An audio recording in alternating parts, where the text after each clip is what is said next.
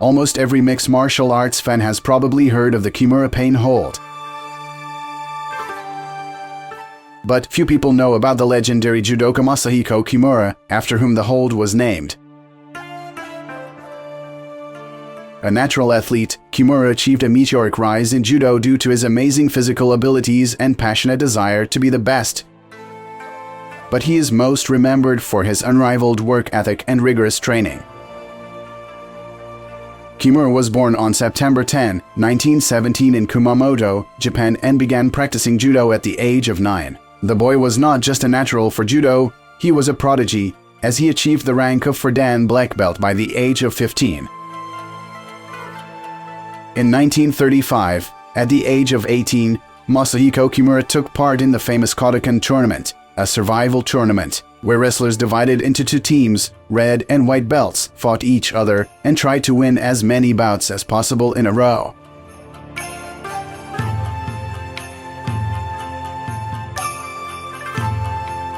Kimura won 8 consecutive bouts, losing only the 9th, and that was more than enough to earn him the 5th Dan, making Kimura the youngest judoka to achieve that rank at such a young age.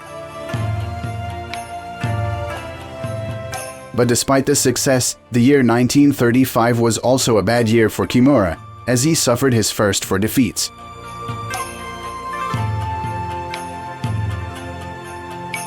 Kimura was so angry at his failures that he decided to quit judo, but as a result, somehow managed to refocus his thoughts and efforts and become arguably the greatest judoka in history. And those 4 defeats, suffered at the age of 18, would be his only defeats in competitive judo.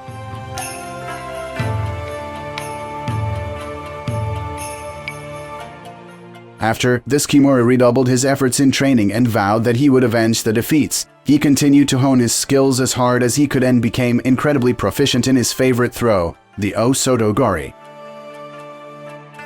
The fall after which was so severe and injury-prone that his sparring partners often asked Kimura to limit his use of the technique to protect himself from injury.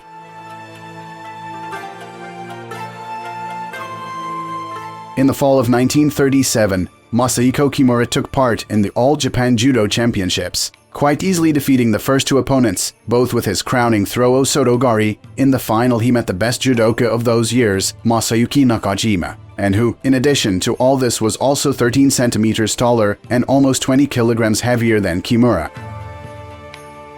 Throughout the fight, Kimura could do nothing with his opponent. Several times they flew off the tatami. By the end of the fight, the competitors were so tired that both of them almost fainted, but neither of them could earn a single point, and then an additional round was announced.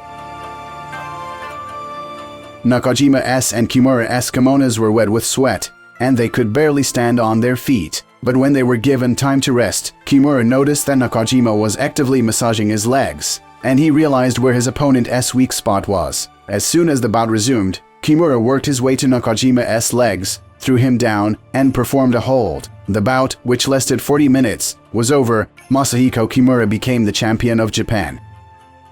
But on this achievement, he was not going to stop. Then Masahiko thought that he won by accident, and only because he was younger and tougher than his opponent. The thought began to creep into his mind that maybe he wouldn't be able to repeat this victory. And since then, the desire to win every time turned into an obsession. Kimura was no longer willing to give up the title of best judo fighter to anyone.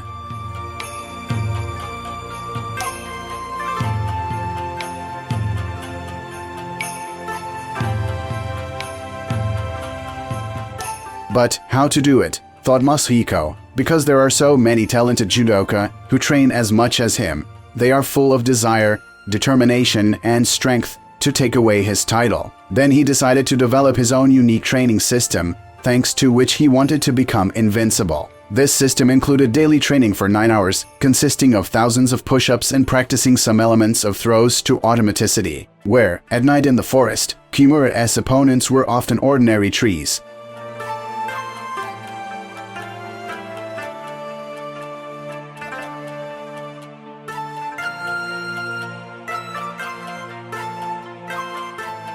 All these efforts bore fruit, and Masahiko Kimura won 2 more All Japan Judo Championships, becoming a 3-time champion of Japan. In 1943, Kimura joined the Japanese army, where he taught judo. After the war, he returned to competition in 1947 and won the West Japan Judo Championship.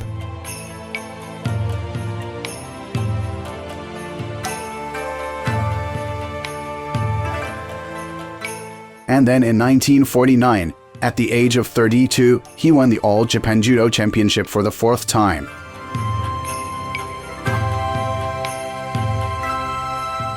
This ended Kimura's athletic career as an amateur judoka and began his career as a professional judoka.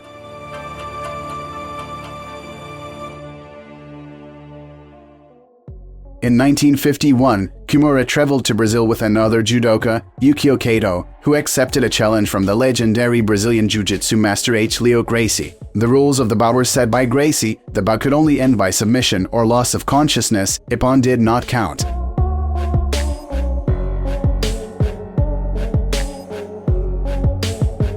Kato and Leo were about the same size. During the bout, Kato threw Gracie on the tatami for a while, but the mats were pretty soft, so the throws didn't do much damage to Leo. Then the Japanese judoka decided to apply a choke hold, but that was his big mistake. Leo skillfully escaped and caught Kato by himself, took him for a choke, as a result of which Kato lost consciousness.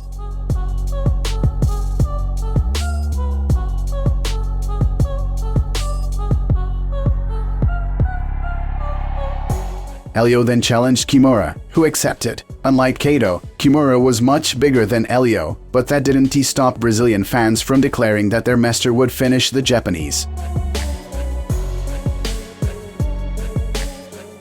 Masahiko Kimura already from the first minutes of the fight showed his superiority in the stand-up fight, repeatedly throwing the Brazilian. After that, he started to choke the Brazilian on the ground.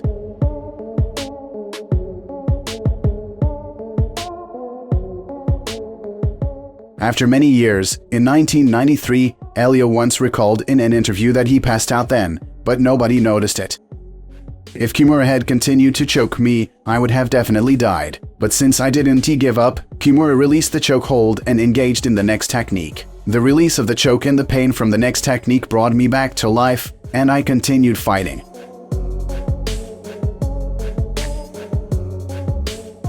The painful hold that Gracie woke up from was called a reverse shoulder knot. The entire 20,000-seat stadium fell silent, but Leo wasn't going to give up, and then there was a snap in the silence. It was his arm breaking. But even after that, Gracie didn't give up, and Kimura, continuing to twist his arm, broke another bone in Leo's hand. That was the end of the bout. Gracie's corner threw away the white towel, admitting defeat.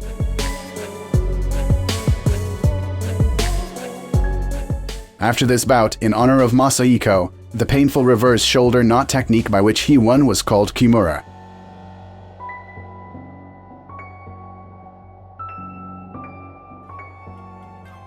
In the early 60s, Masahiko Kimura stopped competing and focused on coaching, spending the rest of his life teaching the art of judo. Kimura coached several world-class judoka, including Japanese champions and Olympic medalists. For example, Kimura's students included Canadian Douglas Rogers, who won a silver medal at the Tokyo Olympics, and Japanese Masaki Nishimura, who won bronze at the Munich Olympics.